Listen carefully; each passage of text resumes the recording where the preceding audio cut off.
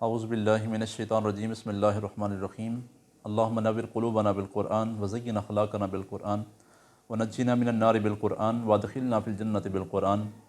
معزز محترم محتشم ناظرین و سامعین، مضامین قرآن کے اس خوبصورت سلسلہ کے اندر، فہم دین کے اس خوبصورت سلسلہ میں آج ہم پہلے پارہ کے 9ویں رکوع کے اندر بیان ہونے والے مضامین سے اپنے سبق کا آغاز کرتے ہیں کہ اس کے اندر پیغام خداوندی کیا ہے، اللہ کے احکام کیا ہیں۔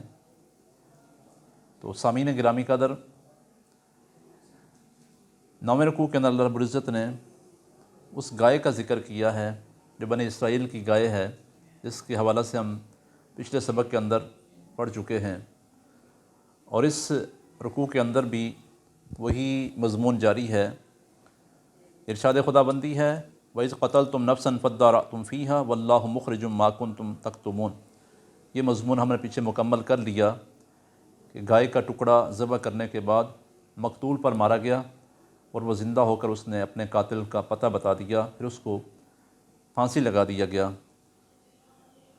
اب اس کے بعد اسی رکوع کے اندر یہودیوں کے منافقین کے احوال بیان ہوئے ہیں، جو مسلمانوں کے پاس آ کر کہتے ہم تو تمہارے ساتھ ہیں، اور کہتے کہ جو تورات کے اندر نبی کریم صلی اللہ علیہ وسلم پر جو نشانیاں آئی، جو کچھ بیان ہوا تورات کے اندر، وہ ساری کی ساری نشانیاں جناب محمد رسول اللہ صلی اللہ علیہ وسلم کے اندر پائی جا رہی ہیں، اور ہم تو آپ کے ساتھ ہیں۔ یہ تو وہی نشانیاں ہیں جو ہم نے تورات میں پڑھی ہیں۔ یہ بات کہنے کے بعد وہ یہودیوں کے پاس آتے تو وہ انہیں ملامت کرتے، دوسرے یہودیوں کو ملامت کرتے اور کہتے تم مسلمانوں سے ایسی باتیں کرتے ہو، اپنے راز فاش کر کے آ جاتے ہو، اور تمہارے انہی اقوال سے وہ تمہارے مذہب کی تردید کریں گے۔ لِيُحَاجُّوكُمْ بِهِ عِنْدَ رَبِّكُمْ، پھر وہ تمہاری انہی اقوال کو دلیل بنا کر تمہارے مذہب کی تردید کریں گے۔ یہودی علماء کا بھی ذکر ہے، عوام کا بھی ذکر ہے۔ علماء کتابوں کے اندر تبدیلی کرتے، تحریف کرتے، تو اللہ رب العزت نے فرمایا وَوَيْلٌ لِّلَّذِينَ يَكْتُبُونَ الْكِتَابَ بِأَيْدِيهِمْ ثُمَّ يَقُولُونَ هَٰذَا مِنْ عِندِ اللَّهِ لِيَشْتَرُوا بِهِ ثَمَنًا قَلِيلًا وَوَيْلٌ لَّهُم مِّمَّا كَتَبَتْ أَيْدِيهِمْ وَوَيْلٌ لَّهُم مِّمَّا يَكْسِبُونَ۔ اللہ تعالیٰ نے ان پر ہلاکت ان کے لیے قرار دی ہے، ان کے بوجہ اس کے جو لکھا ان کے ہاتھوں نے، اور ہلاکت تو ان کے لیے بوجہ اس کے جو وہ کماتے ہیں۔ تو یہود کے علماء بھی، عوام بھی، سب من گھڑت نظریات کے حامل تھے، من گھڑت ان کی آرزویں تھیں، کتابوں کے اندر تبدیلی کر دیتے، اور ان کی جھوٹی آرزویں تھیں۔ اور پھر اسی کے اندر آگے یہ بات بھی آئی، اللہ نے ذکر کیا، وہ کہتے کہ ہم تو خدا کے لاڈلے ہیں اور محبوب ہیں، دوزخ کی آگ ہمیں جلا نہیں سکتی۔ تو اللہ رب العزت نے یہاں پر ان کے لیے قانون قدرت کا یہاں پر اعادہ بھی کیا۔ کہتے وَقَالُوا لَن تَمَسَّنَا النَّارُ إِلَّا أَيَّامًا مَعْدُودَةً، اگر ہمیں ہرگز آگ نہیں چھوئے گی، اگر آگ نے چھوا بھی تو گنتی کے چند دن ہوں گے۔ تو اللہ فرماتا ہے آگے جا کر قُلْ أَتَّخَذْتُمْ عِندَ اللَّهِ عَهْدًا فَلَن يُخْلِفَ اللَّهُ عَهْدَهُ أَمْ تَقُولُونَ عَلَى اللَّهِ مَا لَا تَعْلَمُونَ۔ تو یہاں پر اللہ رب العزت نے ان کے لیے اسی رکوع کے اندر آخر میں جا کر فرمایا فَأُولَٰئِکَ أَصْحَابُ النَّارِ هُمْ فِيهَا خَالِدُونَ، کہ یہی لوگ جو دوزخی ہیں اور دوزخ کے اندر ہمیشہ رہنے والے ہیں۔ تو اللہ نے ان کے لیے عذاب کی وعید بھی سنائی، ان کے من گھڑت نظریات، من گھڑت تصورات اور خیالات اور آرزوئیں جو انہوں نے اپنے طور پر بنا رکھی تھی، اللہ نے اس پر ان کو عذاب کی وعید سنائی ہے اسی رکوع نمبر 9 کے اندر۔ آگے رکوع نمبر 10 کے اندر حقوق العباد کے حوالہ سے ذکر کیا گیا ہے۔ پہلے اللہ کی عبادت کا ذکر ہوا، اور ساتھ حقوق العباد کا ذکر اللہ رب العزت نے کیا ہے۔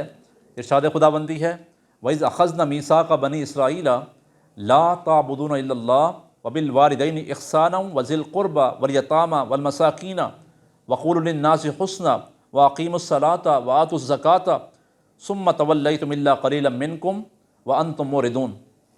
تو یہاں پر اللہ رب العالمین نے بنی اسرائیل سے یہ وعدہ لیا کہ تم عبادت نہیں کرنی مگر اللہ کی، اور والدین سے حسن سلوک کرنا ہے، یعنی حقوق العباد کے اندر سب سے مقدم حق جو ہے والدین کا ہے، تو اللہ نے یہاں پر ان کو ماں باپ سے حسن سلوک کے بارے میں حکم ارشاد فرمایا، اور رشتہ داروں سے، یتیموں سے، مسکینوں سے حسن سلوک کا حکم دیا ہے، مہربانی کرنے کا حکم دیا ہے، اور فرمایا وَقُولُوا لِلنَّاسِ حُسْنًا، اور لوگوں سے اچھی بات کہنا، اور صحیح صحیح نماز ادا کرنا اور زکوٰۃ دیتے رہنا، پھر منہ موڑ لیا تم نے مگر چند آدمی تم میں سے ثابت قدم رہے اور تم روح گردانی کرنے والے ہو۔ تو یہاں پر اللہ رب العالمین نے ان کو اپنی عبادت کے ساتھ ساتھ اپنے رشتہ داروں کے ساتھ اور دیگر لوگوں کے ساتھ حقوق العباد کے ساتھ اللہ نے ان کو جوڑا، اور حقوق العباد کا خیال رکھنے کا اللہ نے کو حکم دیا۔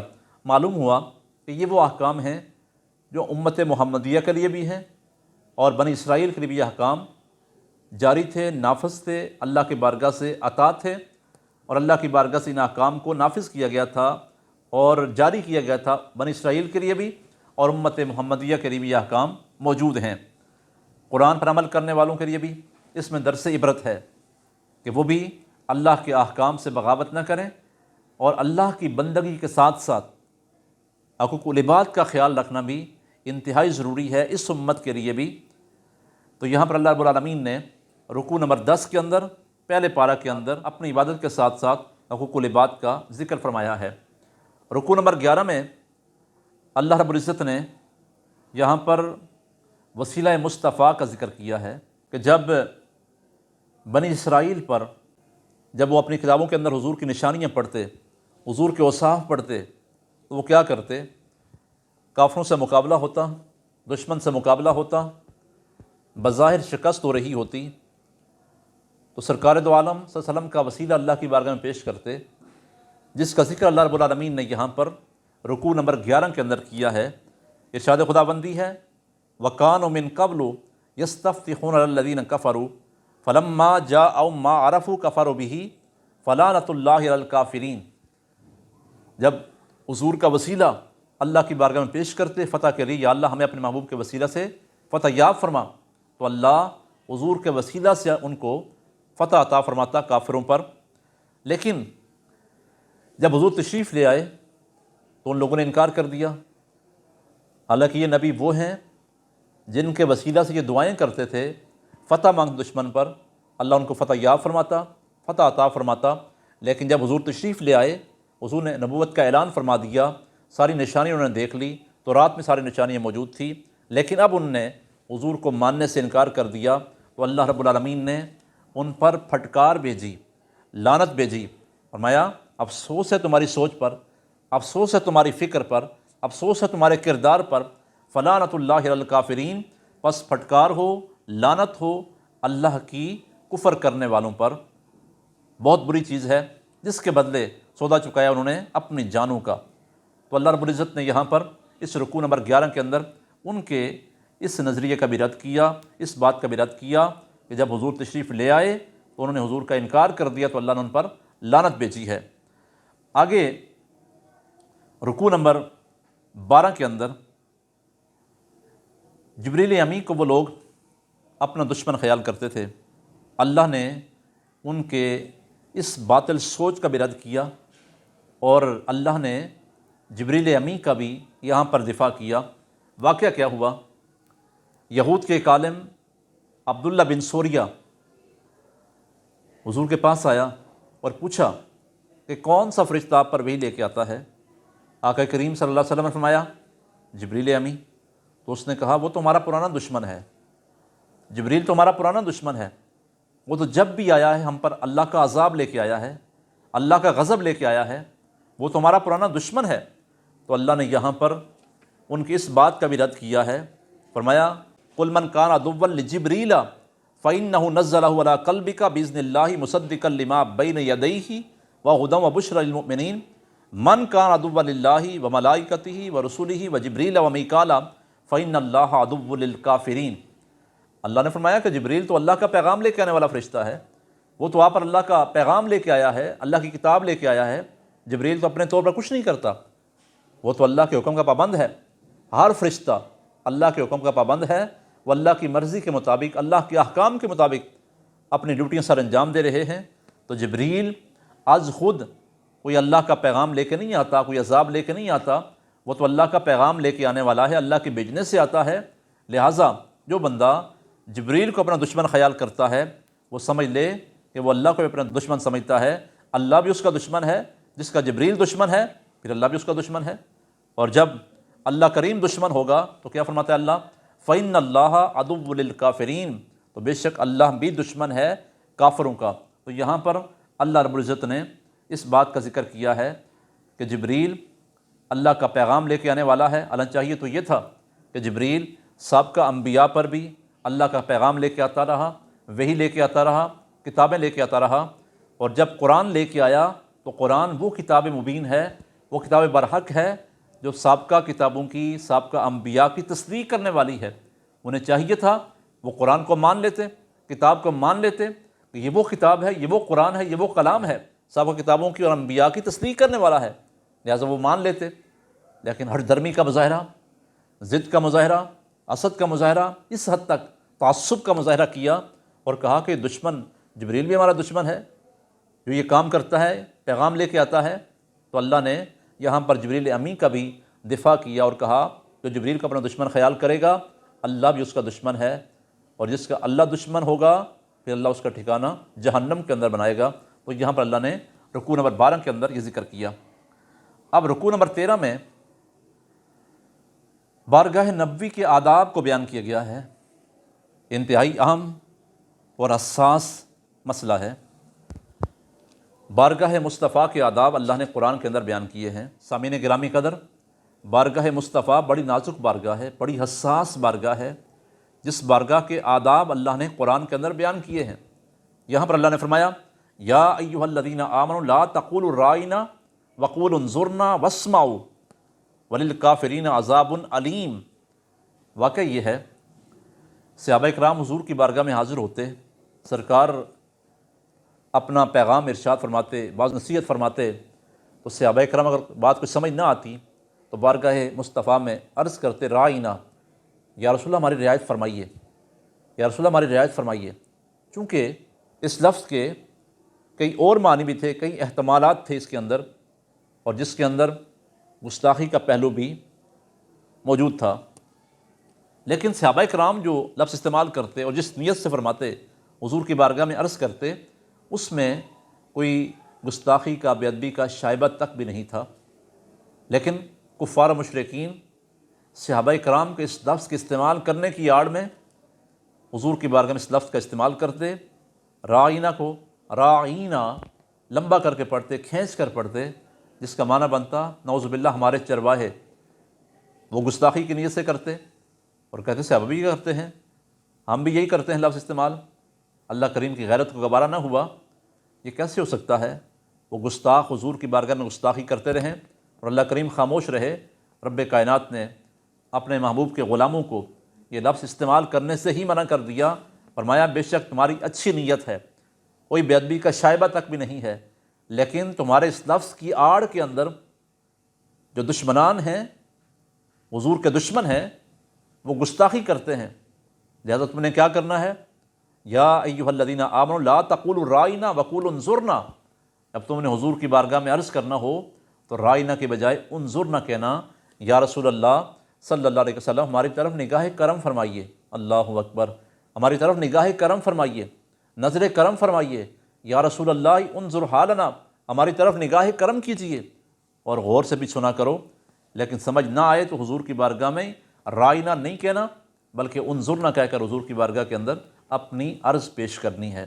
تو اللہ نے یہاں پر بارگاہ مصطفیٰ کے آداب کو بیان کیا ہے۔ مفسرین فرماتے ہیں اس سے ثابت یہ ہوا کہ ہر ایسے لفظ کا استعمال بارگاہ رسالت مآب صلی اللہ علیہ وسلم کے اندر منع ہے، جس میں تنکیس، بے ادبی اور گستاخی کا احتمال بھی ہو، شائبہ بھی ہو۔ ایسا لفظ بھی بارگاہ مصطفیٰ کے اندر استعمال نہیں کیا جائے گا۔ ایسا نہ ہو ایسا لفظ استعمال کر لیں اور ہمارے اعمال برباد ہو جائیں، ہمارا ایمان ضائع ہو جائے اور ہمیں خبر تک بھی نہ ہو، شعور تک بھی نہ ہو۔ لہٰذا بارگاہ مصطفیٰ بڑی نازک بارگاہ ہے، اور یہاں پر سوچ سمجھ کر کوئی لفظ بولنا ہے، سوچ سمجھ کر کوئی لفظ لکھنا ہے، سوچ سمجھ کوئی لفظ بیان کرنا ہے تو بڑی نازک بارگاہ ہے جس کے آداب اللہ نے اپنے کلام کے اندر بیان فرمائے ہیں۔ اس کے بعد آگے رکوع نمبر 14 کے اندر یہ ذکر ہے اس واقعہ کا جب یہود نے بیت المقدس پر حملہ کیا، فلسطین پر حملہ کیا، بیت المقدس کو ملیہ میٹ کر دیا، ویران کر دیا، اس کی عمارتوں کو کھنڈرات بنا دیا۔ تو اللہ نے فرمایا کہ عجیب قسم کا تمہارا دعویٰ ہے، ادھر محبت کے دعوے، ادھر اپنے حق ہونے کا اعلان، لیکن ادھر مساجد کی ویرانی کر رہے ہو۔ تو اللہ نے فرمایا ومن اظلم ممن منع مساجد اللہ، اس سے بڑھ کر ظالم کون ہو سکتا ہے جو اللہ کے گھروں کو ویران کرے، جو اللہ کے گھروں کی ویرانی کے اندر کوشش کرے۔ تو علماء فرماتے ہیں، مفسرین لکھتے ہیں، بے شک یہاں پر ایک مخصوص واقعے کا ذکر ہے، لیکن یہ حکم عام ہے، یعنی ہر وہ شخص جو کسی مسجد کی ویرانی کے اندر کوشش کرے گا، شامل ہوگا، اس کو سب سے بڑا ظالم کہا گیا ہے۔ اس سے بڑا ظالم اور کون ہو سکتا ہے جو اللہ کے گھروں کو ویران کرنے کے اندر کوشش کرتا ہے۔ تو یہ رکوع نمبر 14 کے اندر اللہ رب العزت نے اس بات کو بیان کیا ہے اور فرمایا جو اللہ کے گھروں کو ویران کرے گا سزا کیا ملے گی، جو اللہ کے گھروں کو ذکر سے روکے گا، اللہ کے گھروں میں ذکر نہیں ہو سکتا، اللہ کی یاد نہیں ہو سکتی، ویرانی میں کوشش کرتا ہے، بربادی میں کوشش کرتا ہے، اس کے لیے کیا ہے؟ لَهُمْ فِي الدُّنْيَا خِزْيٌ، اس کے لیے دنیا کے اندر بھی ان کے لیے ذلت ہے، رسوائی ہے، وَلَهُمْ فِي الْآخِرَةِ عَذَابٌ عَلِيمٌ، اور ان کے لیے آخرت میں بھی دردناک عذاب ہے، بڑا عذاب ہے۔ تو یہ اللہ نے ان کے لیے عذاب کی وعید بھی سنائی ہے جو اللہ کے گھروں کو ویران کرنے کے اندر کوشش کرتے ہیں۔ اللہ ہمیں اپنے گھروں کو ویران کرنے سے محفوظ فرمائے۔ اب اس کے بعد رکوع نمبر 15 کے اندر بنی اسرائیل کو ایک مرتبہ پھر اللہ نے اپنی نعمتیں یاد کروائی ہیں، اور نعمتوں کو یاد کروانے کے بعد پھر اللہ رب العزت نے کعبۃ اللہ کی تعمیر جب ابراہیم علیہ السلام نے اور اسماعیل علیہ السلام نے مل کر کی ہے، اس کا ذکر کیا ہے۔ ابراہیم علیہ السلام کی دعاؤں کا ذکر ہے، اپنے لیے، اپنی اولاد کے لیے، اس شہر کی آبادی کے لیے، اس میں رزق کی فراوانی کے لیے۔ یہ تمام دعائیں اللہ نے رکوع نمبر 15 کے اندر بیان کی ہیں، اور ایک وہ خاص دعا، اللہ اکبر، ابراہیم علیہ السلام کی وہ خاص دعا جو آپ نے اپنے آخری نبی جناب محمد رسول اللہ صلی اللہ علیہ وسلم کی بعثت کے حوالے سے کی ہے، اس کا ذکر اللہ نے یہاں پر اس دعا کو ذکر کیا ہے کہ جو ابراہیم علیہ السلام نے اللہ کی بارگاہ میں دعا کی جب کعبۃ اللہ کی تعمیر کر دی، اس کے بعد ساری دعائیں کی اپنی اولاد کے لیے، اپنے لیے، اس شہر کے لیے، وہاں کے رزق کے لیے، رزق کی فراوانی کے لیے، سب کچھ دعائیں کرنے کے بعد اللہ کی بارگاہ کے اندر دعا کرتے ہیں، ربنا وابعث فیہم رسولا، یا اللہ ان میں اپنا ایک برگزیدہ رسول بھیج۔ اب وہ رسول کون ہے؟ مفسرین فرماتے ہیں ابراہیم علیہ السلام کی، اسماعیل علیہ السلام کی اولاد میں کون سے نبی آئے؟